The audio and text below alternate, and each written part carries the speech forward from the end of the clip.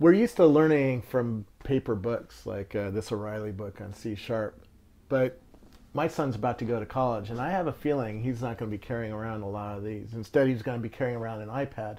And I wanted to sit down with Inkling to learn about the textbook of the future.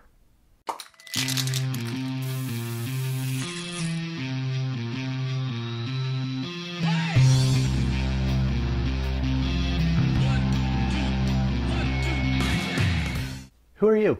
I'm Matt McGinnis. I'm the founder and CEO of Inkling. We're a startup in San Francisco building the textbook of the future for iPad and devices like iPad, building some really cool stuff. So you worked at Apple for 8 years and you've seen the world. What's going on in the world of textbooks? You know, I was at Apple. I sat in the back of a lot of classrooms. I worked in Apple's education group for a long time, and I had the privilege of being, there when they would put out brand new MacBooks in front of, 30 or 40 kids in a class, and the teacher would, have the students with their laptops out. But when it came time to learn, the teacher would still say, "Open your textbooks to page 376," and it broke my heart, right? Because you had these beautiful $1,200 devices sitting in front of every student, and the textbook was competing with the laptop for their attention. And I knew sort of even then, before there was an iPad, that something had to give. We had to kind of reinvent this physical, static, heavy textbook that everyone was still using and replace it with something that was more dynamic, something that connected people rather than isolating people from one another, something that was way more akin to the way that students spend their lives outside the classroom every day anyway. And that's really what we're trying to build with Inkling. Yeah. Tell me about the business model first, because a lot of people don't know that, but I know that having a kid going to college, it's $100 a book right now, right? Yeah, it can be sweet. Even honestly, if you buy a new biology title, it'll cost you 200 and something just for a single copy of that book. We work. If you're taking 4 classes a semester, yeah, start multiplying, right? In other words, the cost of the iPad no longer is the gating factor in this process, right? Right. I think the hardware device and an iPad is good for more than just reading your textbooks. Obviously, I think we already think that something like 10 to 12% of undergraduates in the U.S. already have an iPad, and we think that number is going to easily double after the Christmas holiday season through this fall and then through Christmas. I mean, that's not Apple's numbers, but it's what we estimate things to be at. So having the iPad is one thing. You talk about the business model. We work with the major publishers. We work with Pearson, we work with McGraw-Hill, we work with Wiley, W.W. Norton, you name it. And we take their existing market-leading titles, we sort of gently disassemble those books. We take all the existing ancillary media, so video and assessment questions and 3D objects, or whatever it is that they've got at their disposal. Sometimes we even build new media, and then we construct something from the ground up for the iPad. And it's compatible with the print book, so if a student is sitting next to somebody who has the physical book, you can still sort of stay in sync with the professor, but the dude with the iPad is having a way better experience. Yeah, and doesn't have to carry around a multi-pound book. Yeah, I mean, it's carrying this around, and it's got all your textbooks on it. Plus, with Inkling, you keep your textbooks forever, and so you can actually build that library of stuff that you can go back and refer to and use over the course of your history. We don't really believe in the notion of a time bomb software thing, where you use it for half a semester and then it expires. And so instead, what we do to sort of lower the price of things for students is, every Inkling title is somewhere between 30 and 40% cheaper than the print book, but we sell by the chapter, right? So students can come in and get just a single chapter of a book for $2.99 or whatever the price is, and just cherry pick the stuff they need. And in a 60-chapter biology book, and they only use 15 to 20 chapters in the semester, it saves them a ton of money. There's two kinds of worlds here. One is where you've got a mixed environment where students either do or don't have iPad, and some students are going to choose to get their content through an iPad, and some students are going to buy a book. And those worlds have to be compatible. So if the prof says turn to page 250, you've got to be able to turn to 250 in either medium. And then there are the schools that are doing iPad programs, and those are the ones that are actually giving an iPad to every incoming student. We've got over 50 schools this fall that are either recommending or requiring Inkling for their incoming students. An example of this is, say, Cornell Medical School in Manhattan or Brown Medical School. Those are 2 medical schools where everybody coming in gets an iPad, and everyone is required to use Inkling at some level in their courses.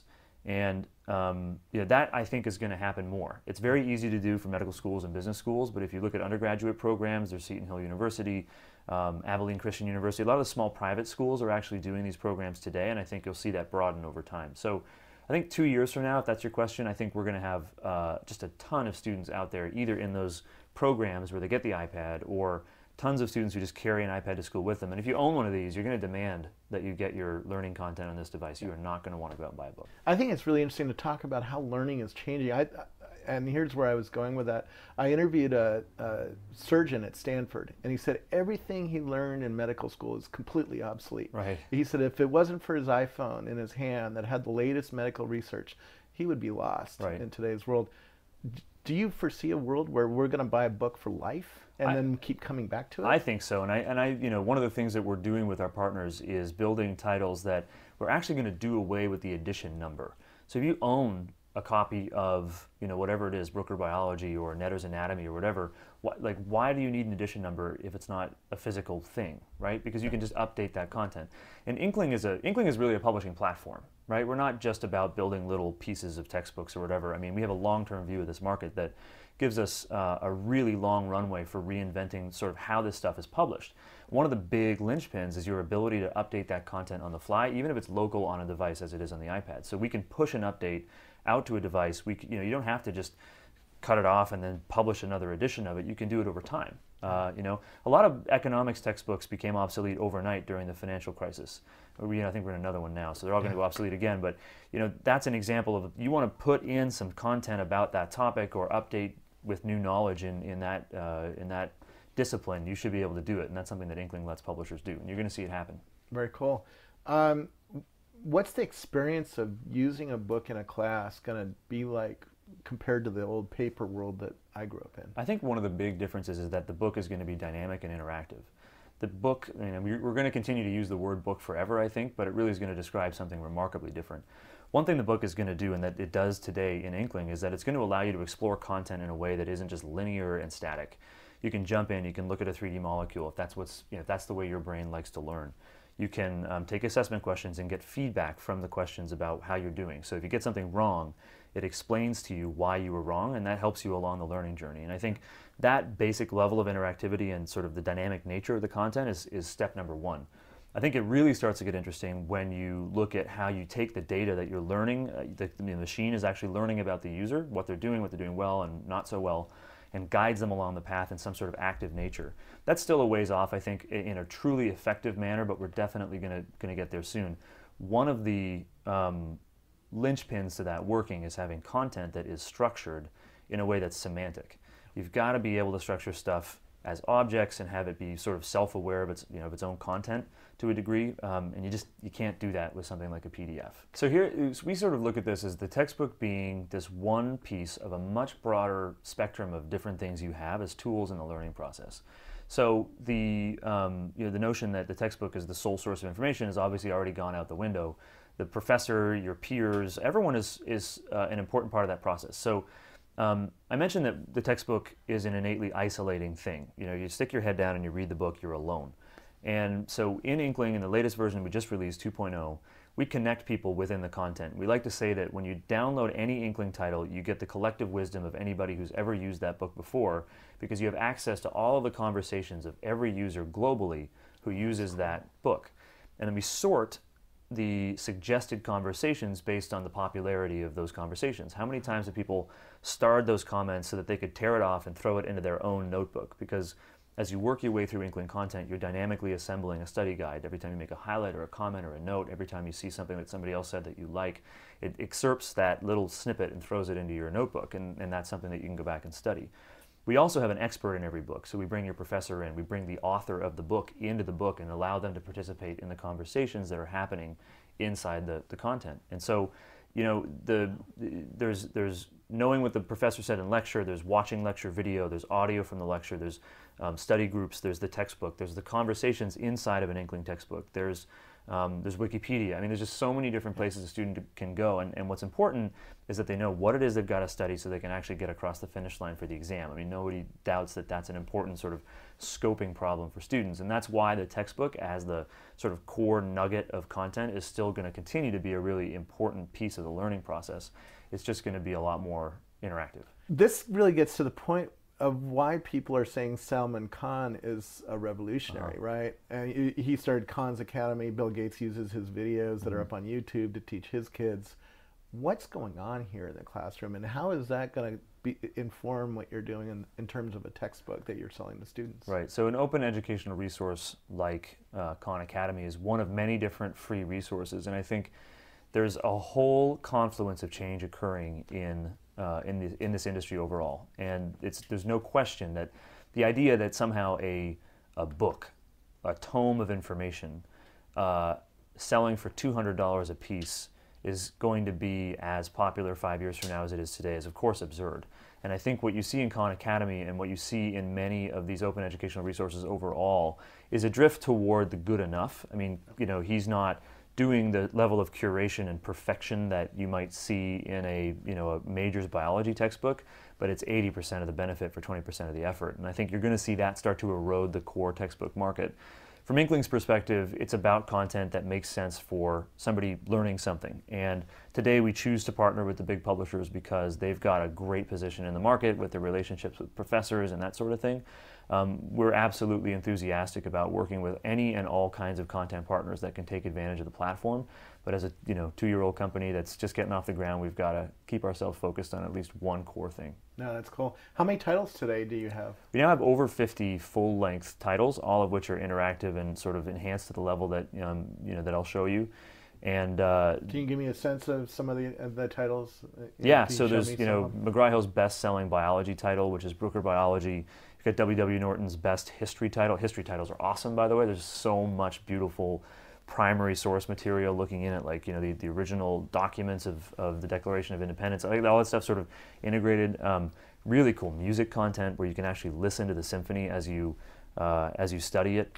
There's just a ton of really fantastic titles across a really broad spectrum of topics. Human anatomy is cool. Dissection, seeing a step-by-step guide on where to make your incisions. Can you show me that? Yeah. So let me start by showing you one of my favorite titles, which is a biology title from McGraw-Hill. And as you come in and you look at the content, there's the basic stuff that you're learning. Let's say in this case we're learning about blood and blood components. Anytime there's a term that comes from the glossary, I can just tap that term and it gives me the definition straight from the glossary. If I come down, of course, anything that looks like it should be tappable is, so I can always come in and see a nice high-resolution image.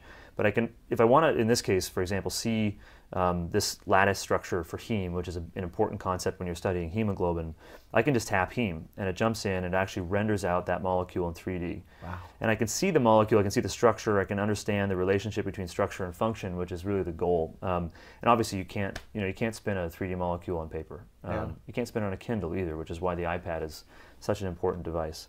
Well, we should talk about the Kindle in a second because they're coming out with a tablet that's based on Android.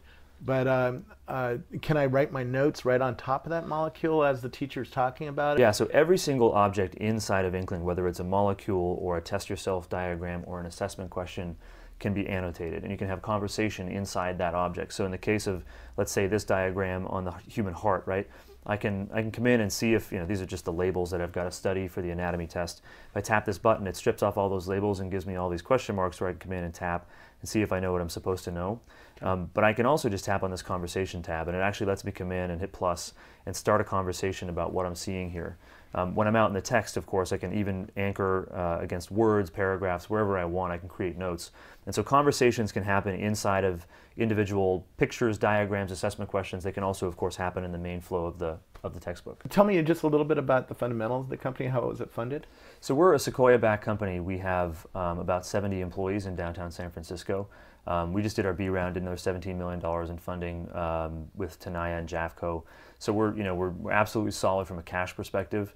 We've got great traction. We're really excited with the number of people who are using it. As I mentioned, 50 schools all adopting the platform at some level. It's a sort of thing where you take a gamble to reinvent a medium. You do something that's just way different from anything that people have done before, and you worry whether when people see it, they'll love it as much as you loved it in design. And you know what? When people see Inkling, there's this aha moment where they recognize that the way that you explore content on a device like this is just so different from anything they've seen before. Yeah, I totally agree. It really, you guys get to the point when I say on my blog, no apps, no sale, referring to the tablet. You're Right. exactly what I'm thinking of. I'm going to buy an iPad to go to school to learn from my teachers and from the industry. And it's going to be companies like yours that's going to do it. I hope so. Where do we learn more? Go to Inkling.com, follow us on Twitter @Inkling, or go to Inkling HQ on YouTube. There's a ton of really awesome videos that show the product in a lot of detail. Very cool. And thanks for coming out and showing it to me. It's really great to meet the guys who are going to make my kids' textbooks. I think your son's going to like it. Thank you. Thanks.